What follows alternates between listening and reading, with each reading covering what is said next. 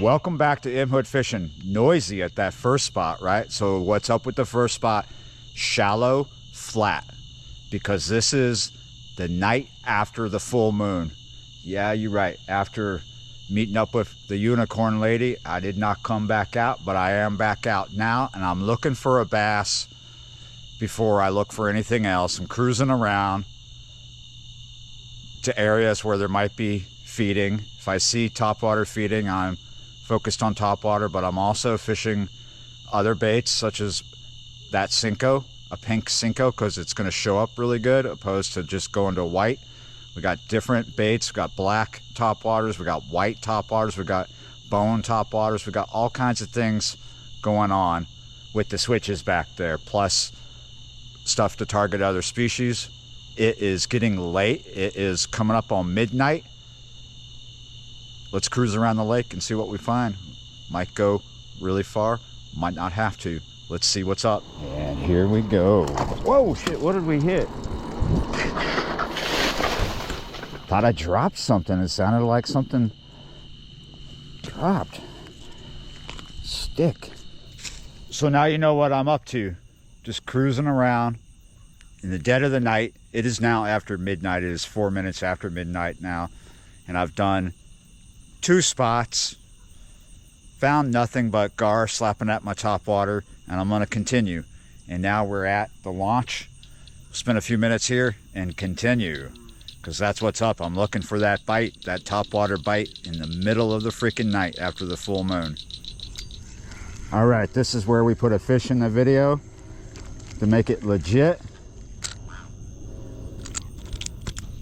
And this is where we put a piece of that fish on a hook to make it even more legit. I'm gonna run a catfish line while I'm just messing around here on top waters.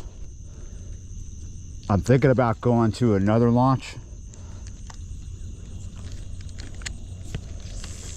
but I'm here at this launch right now. So if you want me, you're gonna have to find me. I'm not where you think I am. People are expecting me to be at the other launch, and because I told them as much.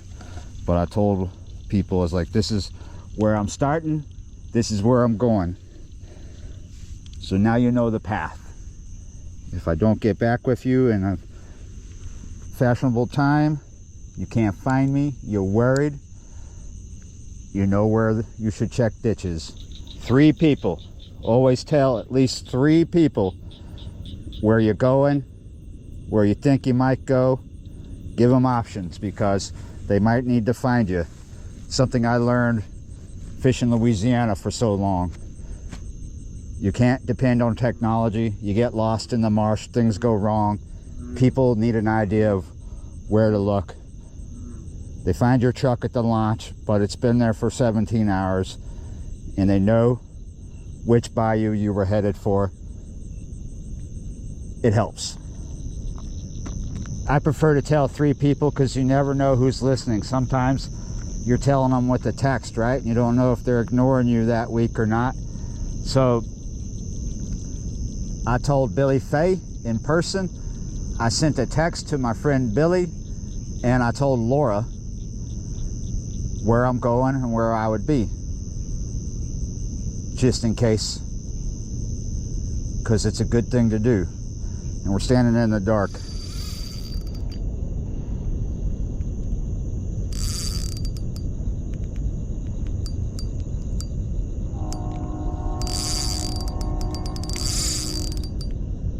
I'm rocking 6-pound test. This is a micro bluegrass, that's blue and chartreuse crankbait, square bill, and something sizable over here in the shallow snatched it.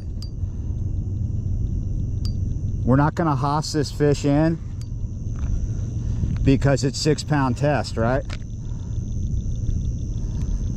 Not sure what we got quite yet. I'm gonna just haul off and say bass, but hold on to your horses. Still hold on to your horses, but yeah, it's a bass. That's what I'm out looking for. Full moon bass. I didn't get this one on a topwater though. He's a nice pounder. Probably a little bit over a pound. It's got a lesion right there. Yeah. You think this is going to be a little perch video? They're all little perch videos.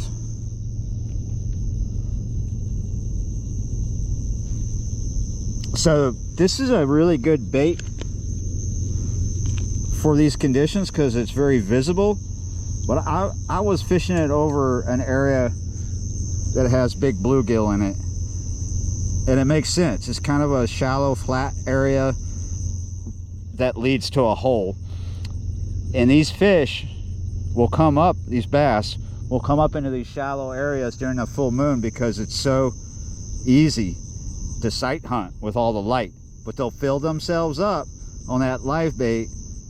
You know, it's difficult to get them on an artificial. Sometimes you have to fish slow. I was fishing that square bill pretty slow because this is the second night. The night after it, they've been eating already for a while, so they're probably not moving super fast. They don't want something super fast. They want something easy. So you got to slow down, as Laura would say. You're going too fast. Slow down. I find it difficult sometimes to slow down, but it's something I've been trying to work on in this regard. You know, when it comes to fishing, I've come a long ways at slowing down. When I first started getting into fishing weightless baits, I was fishing them way too fast. And a lot of times with with other baits and other methods, I find I'm probably fishing too fast. And when I slow down is when I get into the magical area, right? The magic zone. But in other parts of my life, I try to slow down too. Like, I'm always on. I wake up and before I think about breakfast, I'm thinking about work.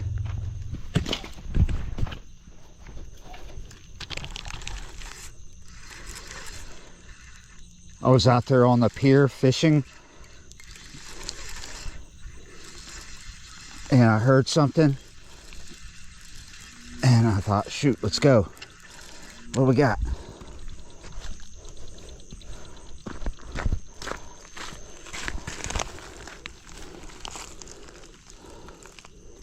Funny. Corner of the mouth. It's like a 3 pound, 2.5 to 3 pound bass on cut bait. Every time here on this lake. Every time. You'll also catch a channel cat and blue cat with cut bait here. But yeah, bass. And they can get big on the cut bait or the live bait. It doesn't matter here. But if the cut bait stinks really bad, that does matter. Fresh cut bait produces the best results. Rotten cut bait, you're in the pollywog zone. You're gonna get like channel cats and bullheads, or like my friend Ray discovered, stingrays. If your shrimp are stinky or your bait has been frozen too many times, yeah, you're gonna get the bottom feeders. All right, so it's 1:20 and I'm not where I told people I would be. So if one of the three or any of the three are corrupted and they have a wicked plan for me, they've sent the assassin to the wrong location because I'm not there. But yeah, tell people where you're going. Like, if you're going to a bunch of places, tell them where you're going to start and where you think you're going to end. Tell them when you think you should be home. Because if you're not answering your phone past that time, they have an idea of where to look for you. And if you're fishing somewhere tidal, they can be like, okay, so he was out there around this time and the tide is doing this. So if he's out there with a dead motor and drifting, he might be around here. It helps the authorities, right? In case something happens to you, in case, you know, you get stuck somewhere way out in the middle of nowhere. Because back in the day when I started this channel, I could be out in the middle of nowhere, and I didn't have a good signal back then like I do now on the phone. I was using the Walmart plan, and I'd be way out in the marsh, and I couldn't tell people where I was or if anything was wrong. But now I can with the phone I have now. The way I started this channel is another thing I wanted to share, but it's just off topic, right? This is a story I wanted to tell. This is how I got the first camera and everything I needed to start this channel, and it was not a great camera, but this is how I did it. I was making art and selling it on the street, and that's how we got to where we are now, through being an artist, being artistic, because I've always, ever since I was a little kid, and we do mean little, back in the 80s, I wanted to make a living off artistic endeavors. I wanted my own show. Even back then, I wanted my own fishing show. And I have it. I have it all. Creative minds always find a way, because there's a lot of things that you can want to put your creative mind to that don't really go anywhere, rarely make music. People that want to do like art don't always find success in life. It's all about how you apply your artisticness, your creative mind. And we applied it tonight, and now we're gonna say good night. Good night, everyone. Thank you for watching, liking, sharing, commenting, subscribing, being members of the channel, and yeah, you're right. I will see y'all next time. Let's call Laura Jan with a round of bonus perchies.